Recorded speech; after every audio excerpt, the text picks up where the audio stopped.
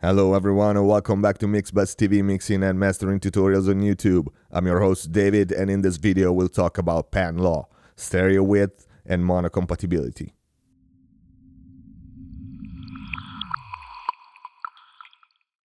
I got some questions about pan law, or how it's called in Pro Tools, pan depth, and how it affects stereo width and mono compatibility. And from those questions, I realized that there is some misconceptions going on this subject. Let's start by taking a look at the various options that Pro Tools, but also all the other software, gives us. If we go in the setup menu and open the session window, we have minus 2.5 dB, minus 3, minus 4.5 dB, and minus 6 dB as options for our pan depth, and we can just change it real time in the session and audition the different results, how our mix sounds with different pan laws. But like I said, I realize not everyone is familiar with what changing the pan law does, or how it affects both the stereo width and the mono compatibility of your mix, if it does. Many people think that different settings for the pan law will affect how wide your mix will sound, how far you can pan things, and that's incorrect. The pan law, in fact, doesn't affect what's in the stereo portion of your mix, in the sides, if you will, but instead the function of the pan law is to compensate the level of an element that is panned hard left and hard right when you pan it in the center. And how does it do it? Simply put, if you select the minus 6 dB, the sound panned in the center will decrease in level by 6 dB compared to the same sound panned hard left or hard right. So your mid channel will effectively be 6 dB lower in level, giving the impression maybe of your mix sounding wider. But that's not the case. It's just the mid channel, the center channel, that is lower compared to the stereo portion of the mix. So your sides, the stereo portion of the mix, will appear louder. And of course, by selecting minus 4.5, it will be 4.5 dB lower, 3 lower, 2 lower, etc. Let's hear an example right away with this mix. I will switch between the higher settings, minus 2.5, and the lower, minus 6, so to make the difference obvious and easier to hear. Listen mostly to kick, snare, and vocals. Let's start with minus 2.5. She was the finest thing that I ever did see. I walked over to her. She was the finest thing that I ever did see. I walked over to her just begging a plea. She was the finest thing that I ever did see. I walked over to her. She was the finest thing that I ever did see. I walked over to her.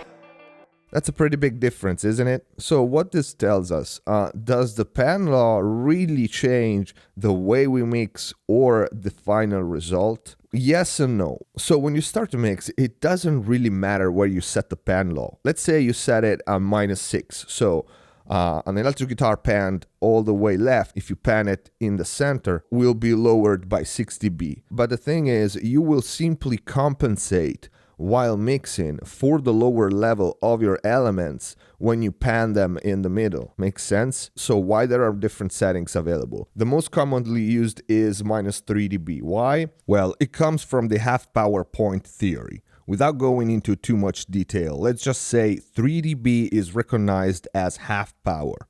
So by choosing this setting for the pan law, a sound that has full power level when coming from one speaker only should be perceived at the same level if it's dropped by 3 dB when it comes from two speakers. Make sense? I hope so. If you're interested in the theory, just Google half power point.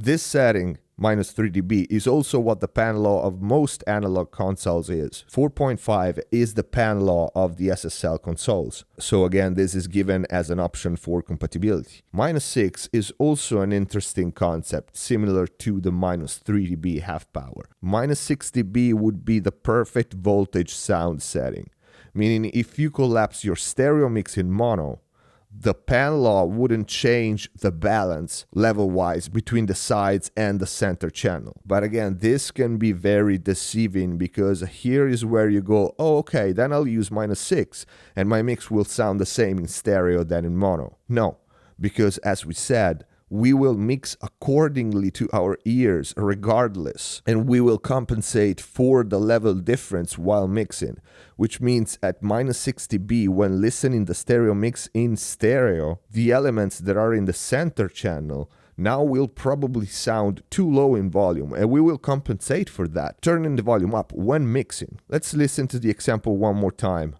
I mixed this one at -3, so this would be the regular mix. She was the finest thing that I ever did see. I walked over to her. Let's hear -6. She was the finest thing that I ever did see. I walked over to her. So for me, now kick is lower, snare, it was a little high before, so it could be okay, but the vocals is a little too buried in the guitars, especially if you go in this part here.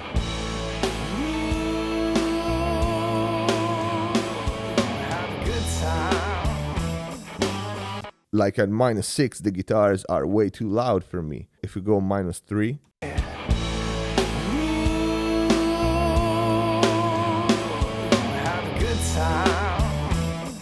vocals is up front, snare is cracking, this is how it was mixed. Let's do another test now. Let's try to mono the mix with different pan laws. So to make this more obvious, we go back to 2.5 and let me click the mono button here and bypass it for now. This would be the stereo mix pan law at 2.5. I walked over to her just begging her please. I said, hey baby, do you wanna go? Let's mono it. I walked over to her just begging her please.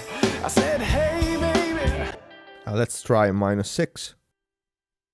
I walked over to her just begging her please.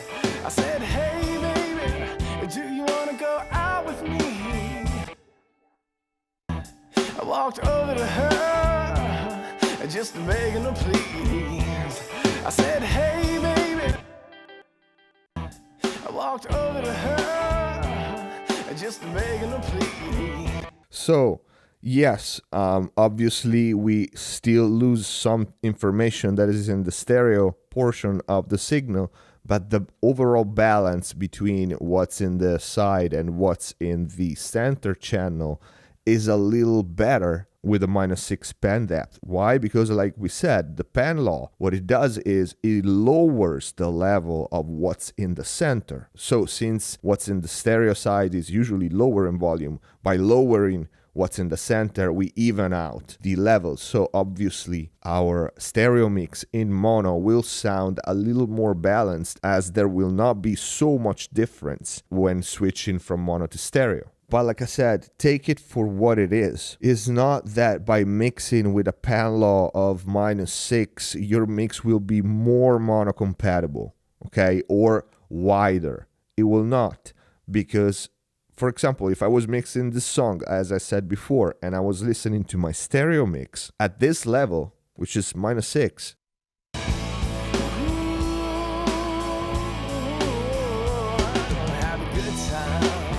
anything that is in the center is too low for me. The effects that are in stereo are too high in volume. The guitars compared to the bass, the snare and kick and vocals, everything that is in the center is too low. I mixed this at -3.